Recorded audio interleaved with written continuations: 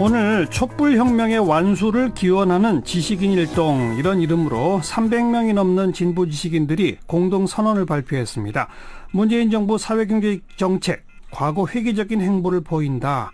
이러다 보면 결국 문재인 정부의 실패로 귀결될 수 있다. 이런 비판의 목소리를 낸 건데요. 그 중심에 계신 홍익대학교 경제학과 전성인 교수 연결합니다. 교수님 안녕하세요. 네네, 안녕하세요. 네. 이 공동성명 준비하는데 얼마나 걸리셨습니까? 예, 대략 한 일주일 정도 걸렸고요. 네. 생각 외로 굉장히 짧은 시간에 많은 분들이 서명에 동참해 주셔서 저희도 놀랐습니다. 그 일주일 전에 뭐가 계기가 돼서 이제 우리 목소리 내야 되겠다 이렇게 시작된 겁니까? 핵심적으로 몇 가지 사안을 말씀을 드리면 우선 홍장표 경제수석이 경질되고 그렇죠. 그 자리에 이제 관료가 임명되고 예. 그다음에 문재인 대통령이 인도 방문 중에 이재용 삼성전자 부회장을 만나서 예. 일자리를 부탁하는 장면을 보고 많은 사람들이 이건 아니다 이렇게 생각하게 됐던 것 같습니다. 왜 이건 아니다인 겁니까 그러니까? 그러니까 이 정부는 촛불 정부인데 그래서 사회경제 개혁을 하겠다. 그리고 사회경제 개혁을 해달라라는 예. 국민의 여망을 담아서 출범을 했고 이제 지난 1년 동안 그런 것을 표방을 했는데요. 네. 조금 경제 수치가 안 나온다고 해가지고 갑자기 이제 우클릭을 하고 그러면서 사람들이 경계심을 갖게 된 것 같습니다. 우클릭의 증거들이 지금 막 나오고 있나요? 우클릭의 증거들은 뭐 많이 있죠. 예를 들면 네. 재벌개혁 같은 것에 대해서 뭐 당신들이 좀 알아서 해줬으면 좋겠다.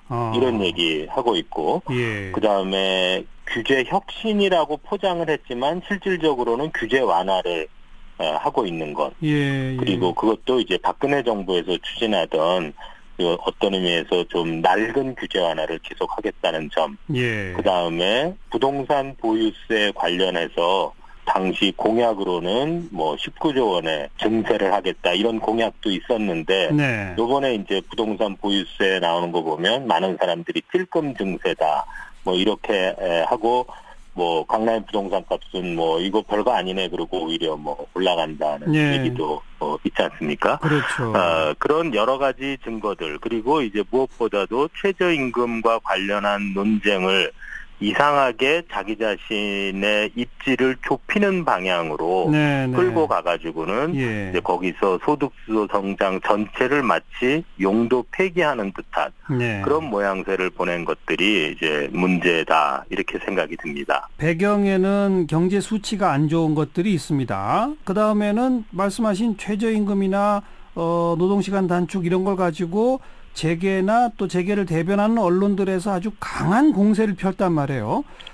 바로 그런 공세 앞에 문재인 정부가 결국은 무릎을 꿇었다고 보시는 겁니까? 그렇죠.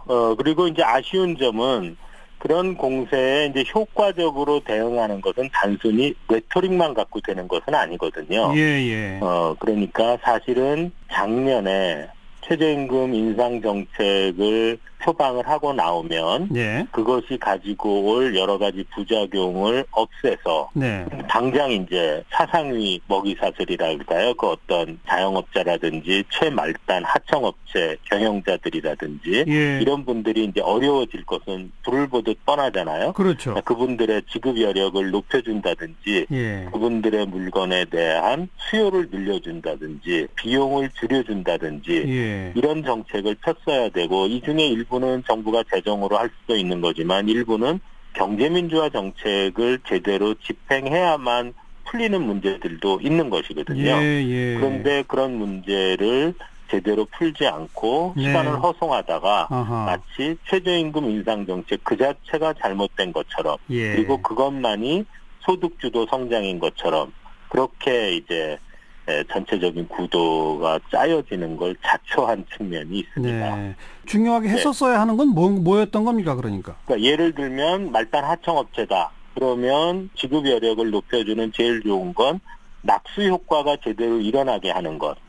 지금 대기업은 돈을 벌고 그 밑에는 제대로 돈이 흘러내려가고 있지 않다. 예. 이런 얘기들이 많이 있는 거지 않습니까? 예. 그러니까 이제 상생 협력 모형이라든지 그렇죠. 아니면 이제 이윤 공유제라든지 예. 기업소득 환류세제라든지 이런 것들을 했었어야 된다. 그런데 요번에 이제 오늘 나온 경제정책 방향을 보면 그런 것들이 조금씩 들어가 있어요. 조금씩 이런 들어있죠. 것들이 본격적으로 작년에 예산안과 함께 국회로 갔었어야 한다. 알겠습니다. 네네. 부동산 보유세 개편안은 뭐 새삼 설명 안 하셔도 공약보다는 네네. 너무나 미약한 찔끔 증세다. 이제 이런 표현에 다 설명이 되는 것 같고요. 예. 재벌 개혁에 대해서 한때 함께 활동하시던 김상조 공정거래위원장이 재벌들한테 알아서 해주세요. 지금 이러고 있다. 그거 아닙니까? 예.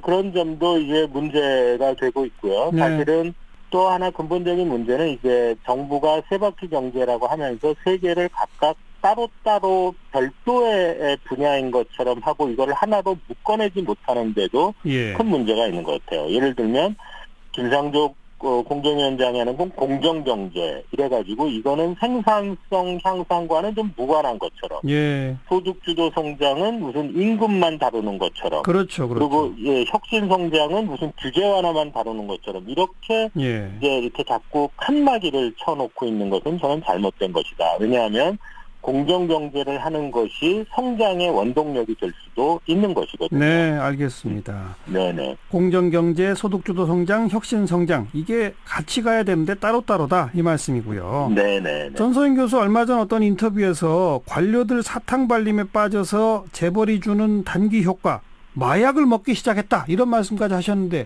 무슨 마약을 먹고 있습니까 정부가? 예를 들면 대표적인 거 오늘 발표한 그 하반기 경제정책 방향 보면 자동차 구입 시에 개별 소비세를 인하해주겠다라는 부분이 있습니다. 근데 이 정책은 미래 자동차 소비를 땡겨 쓰는 정책에 불과하거든요. 그러니까 지금 소비가 일시적으로 늘지 모르지만 지금 차 산 사람은 나중에 안 사거든요. 근데 나중에는 그만큼 소비가 줄어드는 거예요. 그리고 이거는 무슨 새로운 정책도 아니고 과거에 매번 쓰던 그야말로 단기 부양책이거든요. 뿐만 아니라 그 혜택은 재벌 기업인 현대차가 아마 제일 많이 볼 거예요. 그럼 굳이 이제 그 수요를 늘려서 어떤 산업을 도와주겠다면 왜 하필 자동차냐? 뭐 여성들이 쓰는 막말로 생리대는 왜 이런 정책의 대상이 안 되냐? 뭐 이런 생각도 우리 얼마든지 할 수 있는 것이거든요. 자동차 사는 사람보다 전국 인구의 절반이 여성인데. 알겠습니다. 그리고 그 대통령이 인도 가서 이재용 부회장 만나서 일자리 부탁한 게 정말 잘못인가요? 저는 잘못됐다고 생각합니다. 그러니까 대통령의 그 의도야 충분히 이해할 수가 있습니다. 그렇지만 일자리를 만드는 것은 회사의 결정이고 회사의 결정은 이사회가 하는 것이에요. 그렇기 때문에 우리가 기업의 지배구조를 똑바로 만들고 총수가 지배구조를 좌지우지하지 못하게 하자라는 얘기를 하고 있는데 재벌 총수를 만나서 일자리를 늘려달라 그러면 근데 일자리를 늘려도 문제 안 늘려도 문제입니다. 왜냐하면 이익이 되는 것이라면 당연히 대통령이 하라건 하지 말라고 그러건 이사회 의결로 했을 것이고요. 그렇죠. 만약에 기업에 도움이 안 돼가지고 안 하는 거를 대통령이 눈치채가지고 했다면 그것 자체가 큰 문제 아니겠습니까? 지난 정부의 국정농단 사건이 그렇게 시작을 한 거거든요. 물론 이거를 그렇게까지 연결할 것은 아니겠습니다만 그런 거를 생각하면 원론적으로 타당하지 않다. 그다음에 지금 이재용 부회장이 개인적으로 재판 중에 있지 않습니까? 그런데 거기서 이제 만나서 이렇게 하는 것은 많은 국민들에게 이상한 인상을 줄 가능성이 있죠. 그런 점을 생각하면 원론적으로도 타당하지 않고 시기적이나 구체성과 관련해서도 적절하지 않았다. 이렇게 생각이 듭니다. 아까도 한 표현입니다만 함께 활동해 오셨던 김상조 현 공정거래위원장은 우리 전소인 교수 같으신 분들을 조급하다. 진보 진영의 조급증과 경직성 때문에 개혁 실패가 우려된다고 얘기했습니다. 뭐라고 반론하시겠어요? 우선 지난 1년 동안 진보 진영에서 조급증을 내보이면서 문재인 대통령을 압박했던 적이 없어요. 그러니까 왜 너희가 조급해서 우리가 일을 할 수 없었다라고 한다면 약간 좀 이건 무슨 말이지? 이런 좀 엉뚱한 느낌이 있는 것이죠. 그리고 오히려 지금 조급증을 보이는 건 문재인 정권입니다. 이제 내년 6개월 이내 또는 1년 이내에 성과를 내야 되겠다. 근데 경제 정책이라는 것이 시차가 있는데 어떻게 그렇게 성과를 단기에 낼 수 있겠습니까? 단기에 내려면 아까 말한 대로 개별 소비세 인하 이런 정책밖에 쓸 수가 없는 것이에요. 그렇죠, 그렇죠. 그래서 김상조 위원장의 발언은 팩트에도 맞지 않을 뿐만 아니라 네. 또 시민단체에 대해서 고언을 하겠다는 것은 이제 더 이상 본인이 시민단체를 이끄는 사람이 아닌 한나라의 공정위원장인데 그걸 생각하면 적절하지도 않았다 이렇게 네. 생각을 합니다. 그 홍장표 수석 개혁적 학자 출신의 경지를 아까 이제 우려되는 대목의 하나로 말씀하셨는데 결국 네. 경제팀 개편이 있어야 되는 거 아닙니까? 그러면 결국 김동연 부총리 팀을 바꿔야 되나요? 어떻게 생각하세요?